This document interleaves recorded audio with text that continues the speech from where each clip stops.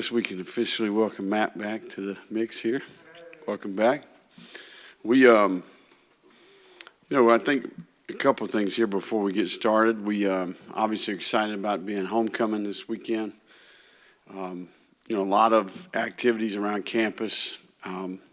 Gator Growl, the homecoming parade, and a number of other different events.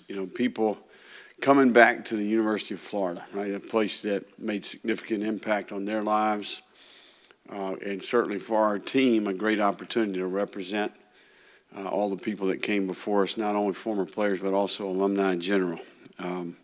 We also are excited to be celebrating what we're calling Gator Made Week this week, right? To really promote, it's really about creating awareness about our player development program that's specifically been put together to work on and equip and educate and create experiences for our players. It's all about life after football. And we've made a significant investment there. We've got 4 full-time staff members, Savannah Bailey, Vernell Brown Jr., Marcus Castro Walker, and Diane LeBon, which I would argue that we've got the best in the entire country. We've got really special leadership there. And we're, 9 months into this thing, and it's only going to get better going forward. But, we want to thank Mike Ricketts. He made a significant contribution and invested in the program, and certainly a guy who is a pillar of the endowment there. We're very thankful for him. We continue to look for really good mentors, people that we can get our players connected to, right? We've got a lot of strengths at the University of Florida, and I think Gator Made is our attempt to connect the dots and really take advantage of this 470,000 living alumni, this top 5 university, and a number of values and tools that we want to equip the players with. We did the Greece Abroad service trip.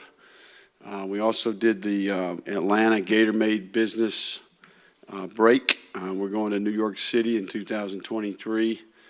And I know from my experience, I'm different because of the people I've met along the way, the people I've listened to along the way, and the experiences that I've had, right? So we want to do that. We want to equip the players, we want to educate the players, and we want to create experiences for the players, ultimately, that changes and impacts lives for the better. And hopefully these young men leave here more prepared for life after ball. So Savannah Bailey will be here when we get done, and she can certainly answer any more questions that you have. We good practice today, back in pads, and knocking off the rust a little bit there. We were in spiders yesterday, but good energy out there, and certainly right in the middle of the preparation. Got a lot of work to do to clean up the plan, and look forward to representing on Saturday. What questions do we have? Start with Anchor. Is that a Gator Made hoodie? It is, yeah, absolutely. You got it making hoodies and everything. Hey, I'm excited about Gator Made. I really am. So my question is about that. So have you looked at it? I would think someone like you who looks into things so deeply would. How many guys are on the 112 dress the other day? Yeah, we got it right around. Guys do you have? 125 roughly? Yeah, right around 125. So how many of those guys are going to play football professionally? And then what's the message to the group, like, hey, this percentage of you are going to play at all, and this is why you should take advantage of this? No, I think that plan A should be the degree, the education, the experience, the skill set, the connections, right, the career, right, who I am as a person, my character. I think plan B is the National Football League, and sometimes we obviously have to paint that picture in a little bit different way, but I firmly believe that football is a game that can teach a lot of lessons about life. And I think sometimes people check the box when it comes to these things, right? But we want to make sure that in this unique window of time that we maximize every opportunity, and it's never out of sight, ever out of mind, right? We're always being aggressive and creating experiences and putting people in front of our players to remind them that one day the helmet is hanged up, right? The cleats are on the shelf, and you got to do something else. So we're hopeful that a large percentage of a roster plays in the National Football League. But even if they make it to the National Football League, right? Who are they? What type of skill set do they have? How prepared are they? And I think even within GatorMade, we're doing things that are going to make them a better professional player, right? So I think this is more of a complete, holistic investment into making them the absolute best person, student, and football player they can be. Why is this such an important topic for you? I mean, you're a ball coach. You're going to be judged on your wins and losses. Why are you devoting so much time to this aspect that maybe doesn't necessarily show up on the field as much? I think it does show up on the field. I mean, that would be my opinion, right? I think players, you know, I think that trust factor, right? Knowing that you've got a plan for them, knowing that you care for them, knowing that you're invested in them. I think ultimately that ends up paying you back in some form or fashion along the way. You know, I think we're at a unique place here where we have an incredible experience that we can offer the player, right? And we want to do it better than anybody in the country's doing it, right? That's one of the reasons we've invested in it. This is just, it's part of our organization, and we've made a significant investment in it. It's already making a difference. I mean, I think we're making significant impact. We've seen young men change for the better. I think they're more prepared than maybe they would have been without it. Billy, you're almost at the halfway point of the season. After this game, you will be. And you had talked earlier in the year about these guys understanding what all goes into winning. How far along are you in this process with the bulk of your players really understanding what all it takes to win football games? I think we're a lot closer. You know, I think when you lose football games, sometimes it becomes a little bit more real to you, right? It stings a little bit more. You know, we played losing football at times, and ultimately it's cost us games. I also think that our process of quality control in a game and evaluating the game, what contributes to winning, I think we've done that a number of times here. You know, we're getting better. I think our players are getting more comfortable in the routine. And certainly part of that routine is how we quality control a game and give them feedback about what helps them have success as a team, right? How we can play complementary football, offense, defense, and special teams. Three sacks in 5 games. I mean, what do you attribute that to in terms of, and how important is that going to be with some of Missouri's pass rushers? I think that's a great question. You know, we've been fortunate. You know, number one, conceptually, I think we're built in a way where we try to eliminate negative plays, and obviously sacks being one of those, right? I also think that we've got a really good plan there to develop the offensive line. I think we've got a good understanding of protection. You know, a lot of it is conceptual, but I also think it's a commitment and a premium put on the offensive line and their development.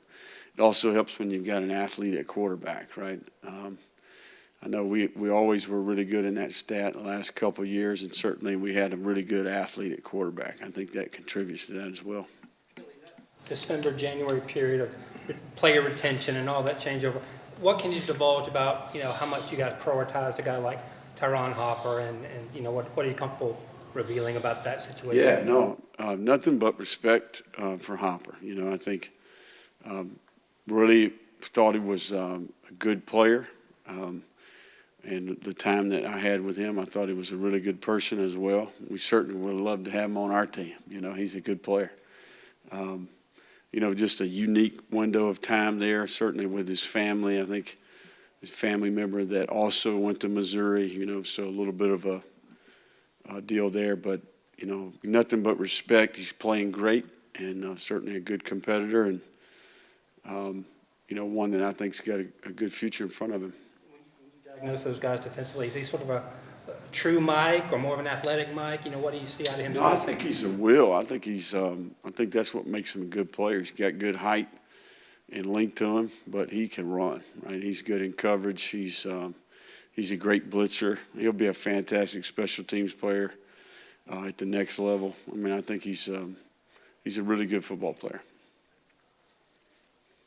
You thought about just, you talk about homecoming, and we've talked to some former players, and they talked a lot about you being incredibly welcoming, maybe more so than even other, previous coaches and stuff like that. But what makes that important to you in terms of, bringing players back and so forth? Well, I think that, those guys put a lot of time, effort, and energy into this place, right? I mean, they were here living it, right? They lived what our players are experiencing right now. So I think it's just as a simple sign of respect, this is a place that you worked extremely hard to represent. You were here as a student, a person, as a football player. You ought to have the opportunity to come back. We want to work hard to build that bridge there too, right? I think it's a network of people that can help the University of Florida, right? They can help us. They can help our current roster. And I think if we're going to have success as a team, as a university, as an organization, we need as much help as we can get. So it's one of the things that we have here, right? We have history, we have tradition, we have a lot of people that had great experiences here. They had success here on and off the field, and they're out there living life. And that wisdom and that opportunity to connect to our current team is important. Hey, Coach. You saw how Missouri was able to put Georgia kind of in a corner, and they almost came away with that big win. How much respect do you have for a program like that? They may not be on top of their game, but any Saturday they can be. Yeah, no, I think what it's a reminder of is in this league, you got to be ready to play every week. There's no easy outs here. So each team in our league, they got their own set of problems. Everybody's working hard to come up with solutions. They're trying to put the best product they can out there each week. The matchups are different every week, not only personnel-wise, but also schematically. So no easy outs in the SEC. It's going to be a challenge every time, and certainly that this past week was a great example of that. Get any feeling how the bodies are holding up this week with the shorter rest and stuff and everything? And No, I think the positive there is that the play counts weren't too high Saturday, right? So large number of the roster played, 20, 30 plays in the game. So we were able to spread that out, and I think that was one positive from Saturday or Sunday. What's Missouri attempt to do offensively? What's its kind of focus there? No, I think Eli does a fantastic job on offense. They've got an identity. They've got a set of concepts that they really believe in from a run perspective. They're committed to that. They do a good job with the play action shots, and they've got a good perimeter game and drop back game to go with that. He's always had success moving the ball if you really dig into his history. So creative and really good play caller and a good game planner for sure. You went to Judgetown in 18? Yeah. We did. We played him Was it 19? Yeah. second year. We played him twice that year. What was it like competing against them in the Sun Belt, and also just to see you two guys both ascend to this level? Yeah, no, that seems a long time. Seems like a long time ago. Fantastic program, Appalachian State. They had an unbelievable veteran team there. Quarterback was a veteran player. They had a handful of NFL players on that team, and just an unbelievable culture there in Boone. And certainly Eli did a good job leading that program that year he was there. Miller, you have him listed as questionable. How far along is he in his return? And is he practicing and getting in any kind of activity? He is. He's out there at practice. He's doing all the things outside of the team. We're doing some things on the side with him as well. Balls come out of his hand good. I think it's a matter of it's a comfort level. I think there's some things there from a fatigue rehab standpoint, just getting adjusted, getting back in the groove a little bit. So quite a bit of time away So he's just sharpening that axe every day, improving, certainly making good progress. Time for a few more guys. You feel like your team has an identity? We're getting there. Yeah, I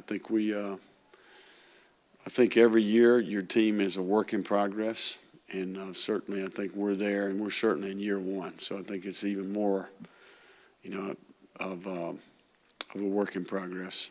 Is it what you thought it would be this far in?